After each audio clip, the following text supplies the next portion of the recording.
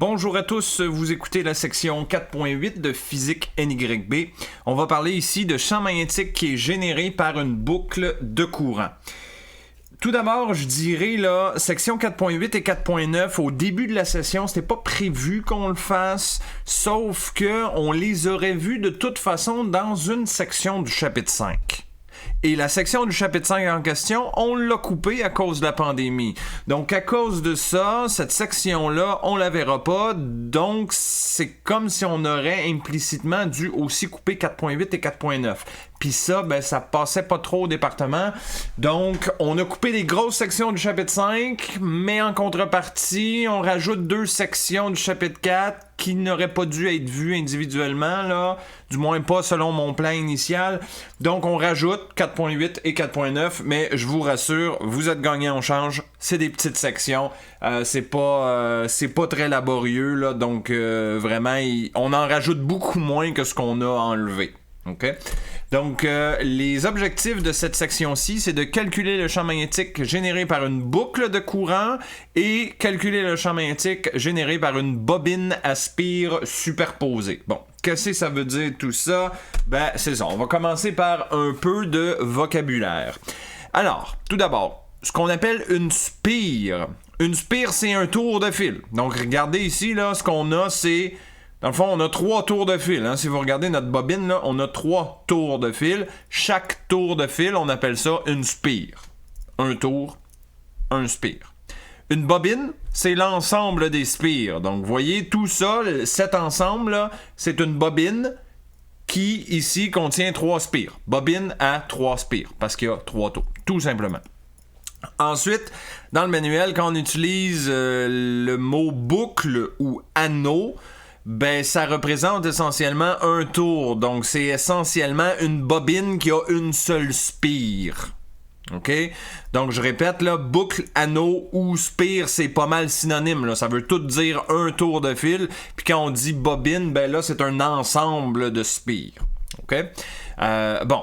Puis là, évidemment, si on regarde un peu la dimension de cette affaire-là, il y a 2 paramètres qui sont assez importants. Bon, disons 3, là, si on rajoute le nombre de spires. Ce qu'on appelle H, c'est finalement l'épaisseur de tous les fils de la bobine. Vous voyez, là, c'est cette épaisseur-là. Et R majuscule, c'est finalement le rayon de la bobine. Hein, ça, je pense que ça va assez bien. Et ce qu'on va appeler une bobine à spire superposée, c'est quand H, l'épaisseur ici, est beaucoup plus petite que R, le rayon. Ce qui va être le cas de notre section 4.8. Là, on va pas essayer de vous jouer des tours puis de dire « Ah, ben là, c'est-tu superposé? » Non, ça va toujours être superposé, là. On fera pas exprès. De toute façon, ça sert à rien d'essayer de vous piéger, là. Donc, ce sera toujours des bobines à spire superposées. Qu'est-ce que ça veut dire essentiellement quand H est beaucoup plus petit que R? Ben, c'est comme si tous les fils étaient à la même position. L'épaisseur est tellement petite en comparaison au rayon, que c'est comme si les fils étaient directement tous au même endroit. Okay? Ça, essentiellement, ça nous permet de trouver une équation qui est beaucoup plus simple que si on ne pouvait pas faire l'approximation des spires superposées. Okay? Bon. Là, on va faire la règle à main droite appliquée sur une boucle ou une spire. Essentiellement, un tour de fil. OK? Puis il y a 2 façons de trouver l'orientation du champ magnétique faite par une boucle de courant. Les 2 façons, c'est la règle à main droite, mais ça dépend comment on va l'appliquer, OK?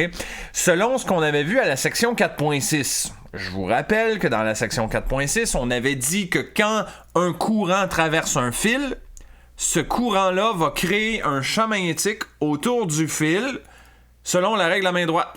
Et là, vous pouvez regarder l'image. On a une boucle de fil avec un courant qui circule en sens anti-horaire. Et peu importe le bout de fil que vous choisissez, mettons qu'on choisit celui d'en haut, là, si on applique la règle à main droite sur ce bout de fil-là, le courant va vers la gauche, donc on met notre pouce de main droite vers la gauche. Et regardez les doigts. Quand on regarde les doigts qui passent au centre de la boucle, les doigts sortent de la page ici. Donc, le bout de fil qui est en haut fait un champ magnétique en plein dans le centre qui sort de la page. Ensuite, si on va regarder le bout de fil ici à droite, là, le bout de fil qui contient le courant qui va vers le haut. Même chose, règle à main droite, le pouce va dans le sens du courant. Et si on regarde les doigts à la position du centre de l'anneau, ben ça nous donne des doigts qui, encore une fois, veulent sortir de la page. Donc vous remarquez que finalement, ces deux bouts de fil-là, tous les deux font un champ magnétique qui sort de la page. Mais ça va être la même chose avec le bout d'en bas, puis le bout d'à gauche. En fait, ça va être la même chose, peu importe le bout de fil que vous choisissez le long de la boucle. Donc, tout ça pour dire que si on applique cette règle à main droite-là qu'on avait vue à la section 4.6, on obtiendrait ici un champ magnétique qui sortirait de la page en plein dans le centre de l'anneau. Maintenant, ça peut être assez long, appliquer la règle à main droite de cette façon-là. Donc, je vous montre une autre méthode, qui est la méthode de la section 4.8, beaucoup plus directe, beaucoup plus facile à mon avis. C'est d'enligner, on enroule les doigts dans le sens du courant. Le pouce va nous indiquer le sens du champ magnétique. Donc vous avez un exemple ici avec une vue un peu 3/4. Là. C'est un peu... c'est peut-être plus difficile à visualiser. Regardez, je vais vous faire un autre exemple sur papier. Là, ok? Disons, ça c'est mon plan, puis j'ai une boucle de courant comme ça, puis je dis le courant circule comme ça en sens anti-horaire. OK? Ça, c'est mon courant qui circule comme ça. Si je veux savoir le champ magnétique ici au centre, il pointe par où? Est-ce qu'il rentre dans la feuille ou est-ce qu'il sort? Règle à main droite, section 4.8 dit enrouler les doigts dans le sens du courant. Vous voyez, ça s'enroule comme ça, le courant, là. Ben, mon pouce pointe par où? Il sort de la feuille. Donc, directement, je peux dire, OK, mon champ magnétique sort de la feuille. Tout simplement. Puis si on avait l'inverse, mettons que j'ai une boucle de courant ici, puis que le courant circule en sens horaire, ben là on fait l'inverse, on enroule nos doigts dans le sens de la boucle. Là regardez, le pouce il veut rentrer dans la feuille, donc dans ce cas-ci, ça serait un champ magnétique qui rentre dans la feuille, tout simplement. Je trouve que cette méthode-là est plus directe. On enroule les doigts dans le sens du courant, le pouce donne le champ magnétique. Beaucoup plus rapide, je trouve, que la façon 4.6 appliquée à un anneau. Mais les deux fonctionnent, donc vous y allez avec la méthode que vous préférez. Bon, maintenant, qu'est-ce qui arrive si je regarde un point P qui n'est pas nécessairement en plein dans le centre de l'anneau? C'est-à-dire que le point P ici est aligné avec le centre de l'anneau, mais il n'est pas dans le centre. Vous voyez, il y a une certaine distance entre le centre de l'anneau et le point P. OK? Bon.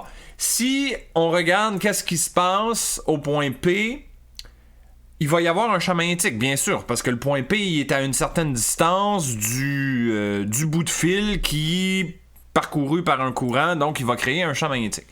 Donc, si on regarde le bout de fil, on peut prendre n'importe lequel, là, si vous regardez le bout de fil I1, qui est à droite, si on fait la règle à main droite selon la façon 4.6 sur I1, vous allez voir que le bout de fil I1 contient un courant qui rentre dans la feuille.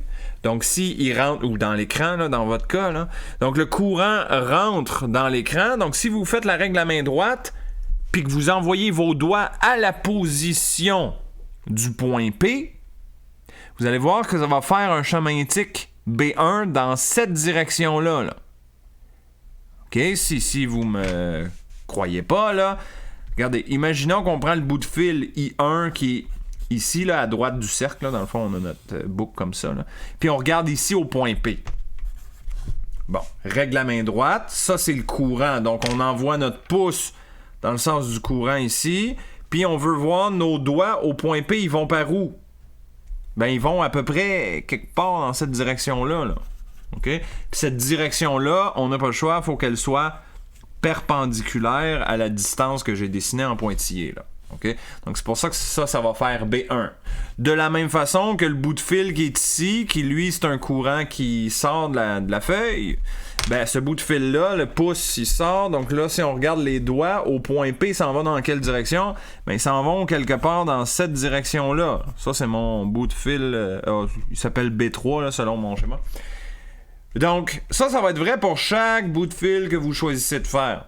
Ce que j'essaie de vous montrer ici, c'est que finalement, les composantes horizontales de B1 et la composante horizontale de B3 va s'annuler ensemble. Donc tout ce qui va rester, c'est un champ magnétique qui pointe verticalement vers le haut. C'est tout ce qui va rester. OK? Bon, ici, on l'a fait avec 2 bouts de fil supplémentaires. Donc, vous voyez, I2 et I4, ça crée des champs magnétiques, là, B2 et B4, là, qui sortent et qui rentrent un peu de l'écran. Donc, c'est peut-être plus difficile à visualiser. Mais eux aussi, leurs composantes horizontales, finalement, vont s'annuler de telle sorte que tout ce qui va rester à la fin, c'est un champ magnétique B qui pointe vertical. 100% vertical. C'est tout ce qui va rester. Okay? Et donc, ce champ magnétique-là, vertical, ce qui va rester, on le démontrera pas, c'est dans le livre si ça vous intéresse, mais vu qu'on a coupé la section 4.7, qui était la loi de Biot-Savart, on va juste ne pas faire la démonstration, puis là, il faudra prendre l'équation pour du cash, là. Il faudra me croire sur parole. Donc ça, c'est l'équation du champ magnétique créé au point P selon différents paramètres. Bon, mu0, c'est une constante, vous l'avez dans la feuille de formule. En passant, cette formule-là est dans la feuille de formule. Évidemment, vous ne l'apprenez pas par cœur. Là. Donc, mu0, c'est la constante magnétique qu'on a déjà vue. I, c'est le courant qui circule dans la boucle de fil, divisé par 2R. Le R majuscule, c'est le rayon de la boucle. Tiens, vous l'avez ici, rayon de la boucle. Et sinus cube de alpha. Bon, alpha, c'est quoi? C'est l'angle que vous voyez ici, là. L'angle alpha, c'est l'angle qui est entre l'axe, vous voyez, l'axe pointillé en bleu, là. Ça, c'est l'axe qui passe en plein dans le centre de l'anneau. Donc, c'est l'angle entre cet axe-là et le pointillé en noir qui est essentiellement, là, directement la distance entre le point P et une extrémité de l'anneau. Puis là, c'est important qu'on prenne l'extrémité à droite, à gauche, en haut, en bas. Non, c'est pas important parce que vous allez vite réaliser que si vous prenez l'extrémité à droite ou l'extrémité à gauche ou l'extrémité en avant, etc., l'angle alpha va toujours être le même. Parce que votre axe bleu, il est en plein dans le centre. Fait que votre pointillé en noir ici, peu importe le bout de fil que vous choisissez, ben, ça va toujours donner le même angle alpha. OK? Bon, donc ça, c'est un cas général pour un point P qui serait là, à une certaine distance là, du centre de ma boucle. Par contre, ça se peut qu'on ait ce qu'on appelle une bobine à spire superposée. Là. Je l'ai mentionné rapidement dans les objectifs de la section.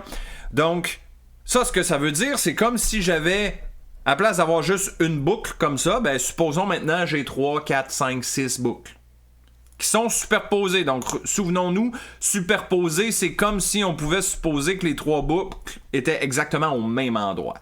OK? Bon. Là, vous n'allez pas m'aimer, mais je vais essayer de vous consoler. L'équation que je vais vous montrer n'est pas dans la feuille de formule. Celle-là n'est pas dans la feuille de formule. Sauf que je vais me rattraper en vous montrant comment vous pouvez la retrouver facilement. Puis quand je dis facilement, c'est très facile. OK, regardez bien ça. L'équation que vous avez ici, c'est le champ magnétique créé par une bobine qui contient plusieurs spires. Donc, vous voyez le N majuscule qui est là. Le N majuscule, c'est le nombre de tours. C'est le nombre de spires. Le reste de l'équation, c'est tel quel ce qu'on a vu ici. Vous voyez, mu0, I sur 2R, sin de cube alpha. Donc, ça, c'était pour une spire. Donc, si je vous dis, maintenant, on a, mettons, 3 spires. Ben, si tu as 3 spires, chaque spire va faire mu0, I sur 2R, sin cube. Donc, si tu as 3 spires, tu vas faire 3 fois ce calcul-là. OK? Donc, je répète, cette équation-là, vous l'avez dans la feuille de formule, c'est pour un tour. Cette équation-là, vous ne l'avez pas dans la feuille de formule, mais vous pouvez facilement la retrouver, sachant que un tour, c'est mu0 I sur 2R sin. Mais si vous avez 3 tours, ben vous allez faire 3 fois ce terme-là qui fonctionnait pour un tour. Voilà, tout simplement. OK? Je pense que c'est pas trop pire, là. Sachant cela, évidemment, si j'ai 3 tours, ben je vais avoir 3 fois l'effet de 1 tour. Essentiellement. OK? Bon. Il y a un cas particulier qui est dans la feuille de formule, mais que vous pourriez de toute façon retrouver très facilement. c'est le champ magnétique quand on est en plein dans le centre de la boucle. Dans cette situation-là, si on dessine notre axe en pointillé bleu et la distance là, qui est en pointillé noir, ben vous voyez que dans le fond, ça crée un angle alpha qui est égal à 90 degrés. Donc, si on prend l'équation qu'on a vue pour une boucle, mu 0 i sur 2r, sin cube de 90, ben sin de 90, ça donne 1. 1 à la 3, ça donne encore 1. Donc, finalement, le sin cube de 90, on peut l'enlever, ça donne 1. Donc, ce qui reste, c'est le champ magnétique mu 0 i sur 2r. Tout simplement, ça s'applique seulement si le point P en question est en plein dans le centre de la boucle. Et ce petit résultat-là, bon, lui, il est dans la feuille de formule. Voilà. OK? Donc, allons-y avec un exercice. C'est tout pour ce qui est théorie, là. Vous voyez qu'un coup qu'on a compris, là, comment... dans le fond, c'est d'apprendre le vocabulaire. Hein? Une spire, une boucle, un anneau, bobine, tout ça, qu'est-ce que ça veut dire? Ben, un coup qu'on l'a compris, ça va assez bien, je pense. OK? Donc, on va faire un exercice pour pratiquer ça. Puis c'est une des sections qui est dans le livre, donc vous aurez un des numéros de compléter au complet. Donc, un courant de 4 ampères circule dans une bobine comportant 10 spires superposées de 30 cm de rayon. En A, quel est le module du champ magnétique en plein centre de la bobine? OK, plein centre de la bobine, là... Regardez, on va partir de l'équation très générale, là, celle qu'on a vue dans la section. Okay? L'équation très générale, c'est mu 0 i sur 2r fois sin cube de alpha. Dans l'énoncé, on nous dit qu'on a 10 spires. Ce que je vous ai écrit là, c'est pour une spire. Donc, si j'ai 10 spires, je vais la multiplier par 10.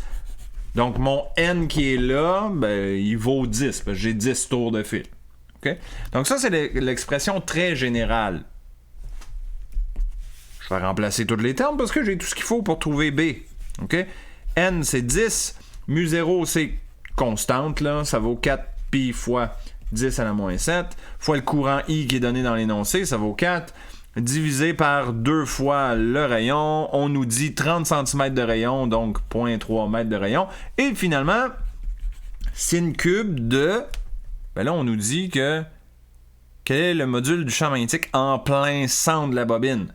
Bon, ben en plein centre de la bobine, c'est le cas qu'on vient de voir, là, le cas particulier où est-ce que le alpha vaut 90. Bon, j'aurais pu directement utiliser là, l'expression en plein centre, là, qui est dans le fond juste mu 0 i sur 2r. Fois le n parce qu'on a 10 tours. Mais bon, je voulais repartir de là pour que vous le visualisiez encore là, une fois que bon, si on part de la façon générale, on va toujours retomber sur notre bonne réponse. Donc, on fait le calcul, on a tout ce qu'il faut ici. On obtient 8,38 fois 10 à la moins 5 Tesla. Et voilà pour le A. Pas plus compliqué que ça. Pour le B. Quel est le module du champ magnétique sur l'axe de la bobine à 10 cm du centre? Bon, OK. Ici, ça pourrait être bien de se faire un schéma. Donc, on a notre bobine ici qui a un rayon de 30 cm. Puis, on nous dit qu'on est à 10 cm du centre. Mais toujours sur l'axe. Hein? L'axe, c'est ce qui passe en plein centre, là. On est à 10 cm du centre, toujours sur l'axe, donc mettons qu'on est ici. OK? Puis cette distance-là, c'est 10 cm. Bon, évidemment, mon dessin n'est pas à l'échelle, là, mais c'est pas grave. On va se comprendre quand même. Donc, pourquoi c'est important de faire le schéma? Eh bien, c'est que, évidemment, on voudra appliquer cette équation-là, nous. Hein? Donc, on veut calculer n mu 0 i sur 2r sin cube de alpha. Bon, j'ai fait le schéma parce que j'ai besoin de trouver le alpha. Okay? Le alpha, je vous rappelle ce que c'est l'angle qui est compris entre l'axe, qui est en pointillé ici, et ma distance qui sépare le point P, ça c'est mon point P, qui sépare le point P de mon bout d'anneau, de mon extrémité d'anneau. Donc finalement, mon alpha, là, c'est l'angle qui est ici. Donc, c'est pour ça que je voulais un schéma. Je voulais pouvoir vous montrer que alpha, je l'obtiens à l'aide du rayon de 30 cm et de ma distance de 10 cm. Donc, dans ce cas-ci, on va utiliser tangente. Je sais que tangente de mon angle alpha, c'est égal à opposé sur adjacent. Donc, c'est égal à 30 cm sur 10 cm. On isole le alpha et on trouve 71,57 degrés. Là, petite parenthèse, j'ai pas converti mes distances en mètres. J'aurais pu. Ça aurait donné 0.3 sur 0.1. Mais je l'ai pas fait parce que c'est pas nécessaire, parce que du moment que ton unité d'en haut soit égale à ton unité d'en bas, les unités vont s'annuler et le rapport des deux va toujours être le même. Que tu fasses centimètre divisé par centimètre ou bien mètre divisé par mètre, ça va te donner le même rapport, donc tu vas de toute façon obtenir le même angle, alpha. Donc c'est pour ça que j'ai pas... ça me tentait pas de me casser la tête pour changer les unités, donc mais je vous rassure, là, ça change pas la réponse. Bon, maintenant qu'on a ça, je peux revenir ici, plugger ça dans mon équation, puis c'est tout. Champ magnétique, j'ai 10 tours, 10 π. Mu0, c'est 4π, 10 moins 7. Le courant dans mon fil, c'est 4, divisé par 2 fois le rayon. Là, ici, par contre, c'est important de le mettre en mètres, mon rayon, là, 0.3 en mètres, fois sinus cube de 71,57. Là, juste pour être sûr qu'on se trompe pas, là, le cube, là, il est au sinus, il est pas sur l'angle.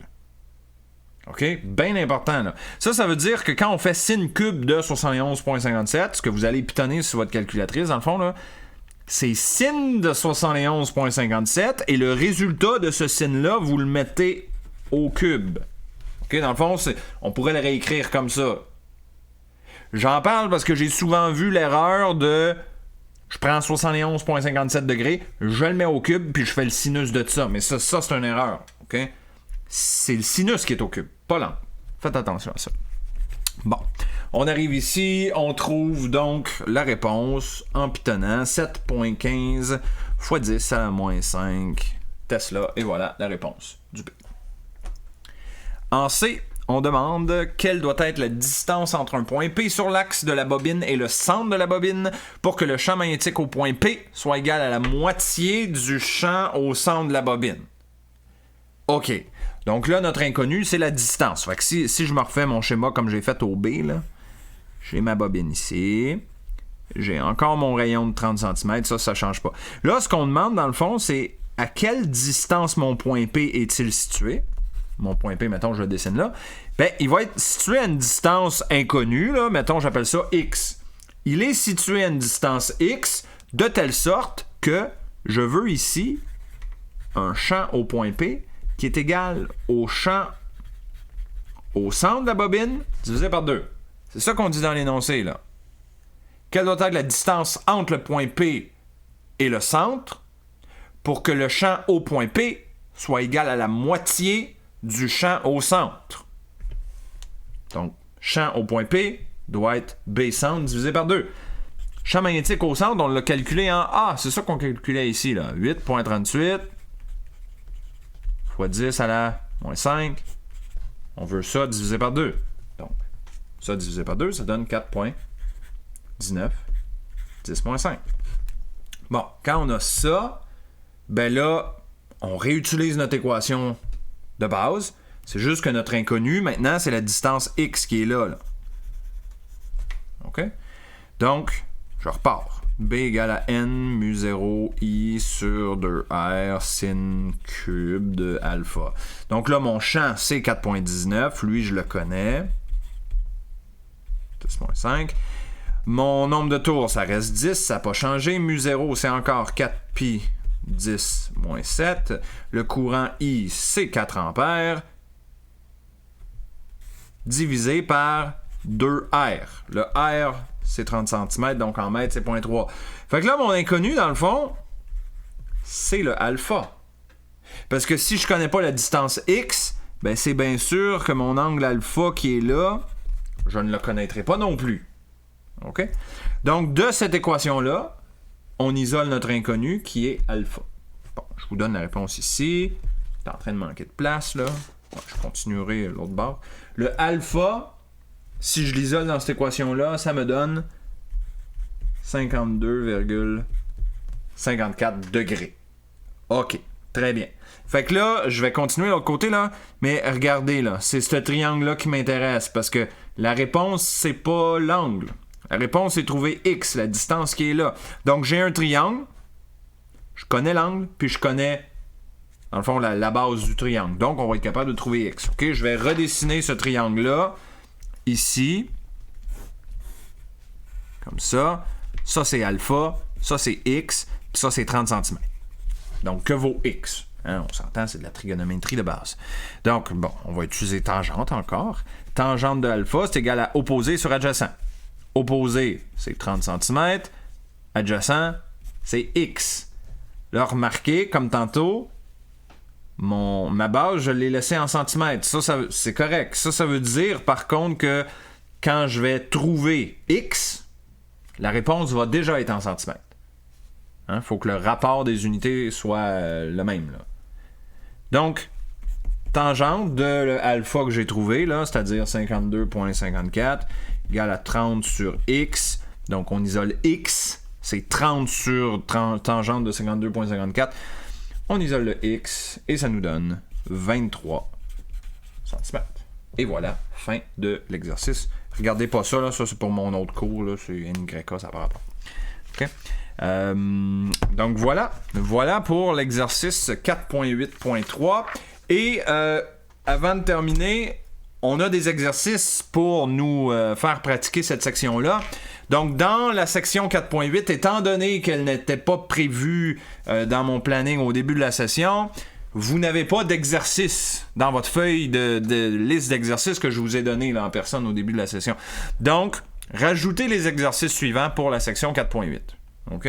Le 4.8.3, on vient de le faire. Donc, vous en avez déjà un sur les 4 de fait. OK? C'est pas beaucoup d'exercices, mais c'est juste pour s'assurer qu'on comprenne l'équation, comment l'appliquer, comment calculer l'angle alpha et tout ça. OK? Donc, on se laisse là-dessus. Lâchez pas le bon travail et puis on va se revoir pour la section 4.9.